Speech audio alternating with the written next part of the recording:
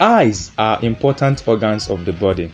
They will need to work alongside with the brain to process any information. In this video, we're going to know what vision is all about. We'll become conversant with the structures of the eyes and their various functions. Also, refraction and errors in refraction will be properly explained. Visual acuity will also be discussed in this video, so you just have to enjoy yourself. Most of the simulation needed for vision is done in the eyes, and the information is taken to the brain in form of nerve impulses. At least 1/3 of the information of what the eye sees is processed in the cerebral cortex of the brain. Before we go further, let's have a glance on the anatomy of the eyes. Some of the structures of the eyes that doesn't really play a role in vision but contribute in the structural makeup of the eyeballs are known as the accessory structures of the eyes. They include the eyebrow, the eyelids, and conjunctiva. The eyebrows helps to shade the eyes from sunlight and also to prevent perspiration from reaching the eyes. The eyelids helps to protect the eyes from foreign objects like dust particles and also prevent drying of the eye, which is what desiccation of the eye, by lubricating the eye with fluid. The conjunctiva, on the other hand, is a mucous membrane on the inner lining of the eyelids, which produces lubricating and cleansing fluid for the surface of the eyes. Let's talk shortly on the lacrimal apparatus. The lacrimal apparatus is concerned with the production of tears so as to keep the eyes moist and germ-free. Tears are first of all produced in the lacrimal gland, or commonly called the tear gland. The produced tears will pass over the eye surface, making it moistened. Tears will then enter the lacrimal canaliculi. From the lacrimal canaliculi, it will be carried to the nasal cavity through the nasolacrimal duct. Okay? Let's take a look at the internal structures of the eyes. The wall of the eyeball consists of 3 layers of tissues. The first layer is the fibrous tunic layer.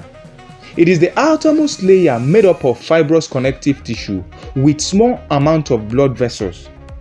This layer contains 2 regions, which are the sclera and the cornea.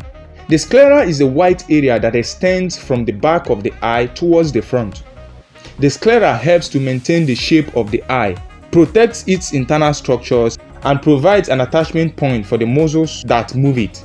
Usually, a small portion of the sclera can be seen as the white of the eye when the eye and its surrounding structures are intact. The cornea is usually the transparent tissue in the front for allowing light to enter the eyeball. The second layer of the eye is the vascular tunic layer. It is also called the uvea, and the middle layer. It is made up of thin fibrous connective tissue that contains a lot of blood vessels, most especially capillaries. The second layer also contains choroids. Choroids is a pigmented membrane in the back to provide nutrition and also absorb light. The second layer also contains iris. The work of this iris is to regulate the amount of light entering the eye by constriction or dilation. The third layer is the sensory tunic layer, which is also called the retina. It is the innermost layer made up of specialized nerve tissues. This layer contains 2 layers of tissues. The first layer is an outer pigmented layer which absorbs light and also stores vitamin A. The second layer is an inner neural layer whose job is to detect light using photoreceptors and sends nerve impulse to the occipital lobe of the cerebrum through the optic nerves. These neural layers contain 2 types of photoreceptors, which are the rods and the cone. The rod cells are highly sensitive to light and function in night vision, whereas the cone cells are capable of detecting a wide spectrum of light photons and are responsible for color vision. For easier understanding, let's just mention the parts of the eyes and their functions. In the anterior part of the eyes, we will have the cornea that is responsible for light transmission and refraction, the ciliary body, and the iris that is responsible for accommodation and control of light intensity. For the posterior aspect of the eyes, we have the sclera, which is the outer layer. Just note that it is basically for protection. The choroid, which is actually the middle layer, is responsible for blood supply, and the pigments prevent reflection. The retina, which is the inner layer, is responsible for photoreception and impulse transmission. Let's now compare the eyes with the camera. Actually, the eyes is like a camera. Its diaphragm is the iris, which changes pupil aperture, regulating the amount of light entering.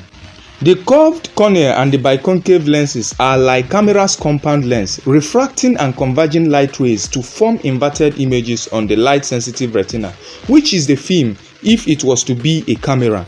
The ciliary muscle changes lenses conversion for sharp focusing, but in a camera, the lens moves back and forth. What is refraction? During our physics days class, we were made to understand that refraction is the bending of light rays when they pass through a media of different densities. That definition still stands, alright? Denseness and the convergence of the media through which the light rays pass determines the degree of refraction. Refraction is necessary to form a small-sized inverted image on the retina. Refractory media of the eyes is the cornea and the lens. The lens must thicken to focus on close objects. Let's look at some of the conditions that are associated with refraction. Such conditions are the hematropia, hyperopia, and myopia, astigmatism, and cataract. Hematropia is a normal eye vision. The eye is considered to be normal or hematropic if parallel light rays from distant objects are in sharp focus on the retina when the ciliary muscle is completely relaxed. This means that the hematropic eye can see all distant objects clearly with its ciliary muscle relaxed. However, to focus objects at a close range, the eyes must contract its ciliary muscle. For hyperopia, it is also known as farsightedness. This condition is usually due to either an eyeball that is too short or decreased anterior-posterior diameter of the eyeball. Occasionally, a lens system that is too weak causes this farsightedness. This defect is characterized by the inability to see near objects clearly. In this condition, parallel light rays are not bent sufficiently by the relaxed lens system to come to focus by the time they reach the retina. Myopia is also known as short-sightedness. When the ciliary muscle is completely relaxed, the light rays coming from the distant object are focused in front of the retina. This is usually due to the long eyeball, but it can result from too much refractive power in the lens system of the eye. No mechanism exists by which the eyes can decrease the strength of its lens to less than that which exists when the ciliary muscle is completely relaxed. Let's take a close look at astigmatism and what it's all about. Astigmatism is a refractive error that causes the visual image in one plane to focus at different distance from that of the plane at right angles. This most often results from too much curvature of the cornea in one plane of the eye. Because of the curvature of the astigmatic lens along one plane is less than the curvature along the other plane. Light rays striking the peripheral portion of the lens in one plane are not bent nearly as much as the rays striking the peripheral portion on the other plane. Cataracts are common eye abnormality that occurs mainly in older people. It is a cloudy or opaque area of the eye in the lens. In the early stage of cataract formation, the proteins in some of the lens fibers becomes denatured. Later, these same proteins coagulate to form opaque areas in the place of normal transparent protein fibers. Having talked about the abnormal conditions of the eyes, let's have a glance on how they can be possibly corrected. Let's not forget that light rays passing through the concave lens diverge if the refractive surfaces of the eye have too much refractive power, as in myopia. This excessive refractive power can be neutralized by placing it in front of the eye of a concave spherical lenses, which will diverge rays. Conversely, in person with hyperopia, that is someone who has a weak lens system, the abnormal vision can be corrected by adding refractive power using a concave lens in front of the eye. One usually determines the strength of the concave or convex lens needed for clear vision by trial and error. That is by trying first a strong lens. The correction of astigmatism is with cylindrical lenses. Astigmatic eye has a lens system made up of two cylindrical lenses of different strength and placed at right angle to each other. To correct astigmatism, the procedure is to find a spherical lens by trial and error that corrects the focus in one of the two planes of the astigmatic lenses. Then an additional cylindrical lens is used to correct the remaining error in the remaining plane. Let's discuss visual acuity. Can you guess what visual acuity is all about? Don't bother your mind so much, okay? Visual acuity is the ability of the eye to determine precise shape and details of an object. It is also the ability to recognize separateness of two objects placed together. Cones of the retina are responsible for visual acuity. Visual acuity is highly exhibited in fovea centralis, which contains only cones. It is greatly reduced during the refractive errors. What are then the clinical method in determining visual acuity? The clinical method for determining visual acuity is through chart for testing the eyes, which usually consists of letters of different sizes placed 20 feet away from the person being tested. For distant vision, Snellin's chart is used, while near vision, Tegger's chart is used. If the person can see well, the letters of a size that he or she should be able to see are 20 feet. The person is said to have 20/20 vision, that is normal vision. If the person can see only letters that he or she should be able to see at 200 feet, the person is said to have 20/200 vision. In other words, the clinical method for expressing visual acuity is to use mathematical fraction that expresses the ratio of two distances. This is also the ratio of one's visual acuity to that of a person with a normal visual acuity.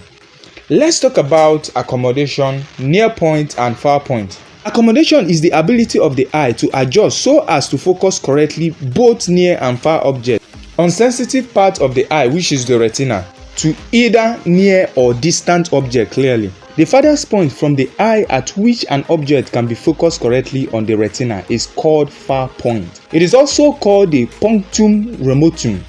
In a normal eye, the far point is infinite, that is, at a distance beyond. Let's talk briefly on the mechanism of accommodation, but before we do that, please support me by hitting the subscription button, like and share my video. God bless you so much. Note that light rays from distant objects are approximately parallel and are less refracted while getting focused on the retina. However, light rays from near objects are divergent. So to be focused on the retina, these light rays should be refracted to a greater extent. That is, it should be converged to a greater extent. This is achieved by altering the convexity of the lens so that the refractory power of the lens is altered according to the need. When the eyes are fixed on a distant object, lens is flat due to the traction of the suspensory ligament, which is extended from the capsules of lens and are attached to the ciliary processes. Ciliary processes are attached to the choroid through ciliary muscle.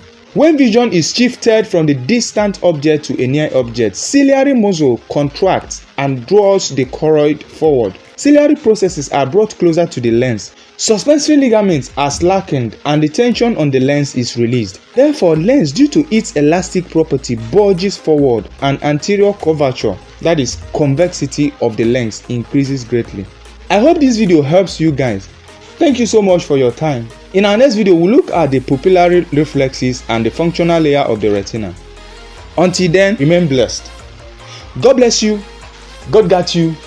Peace.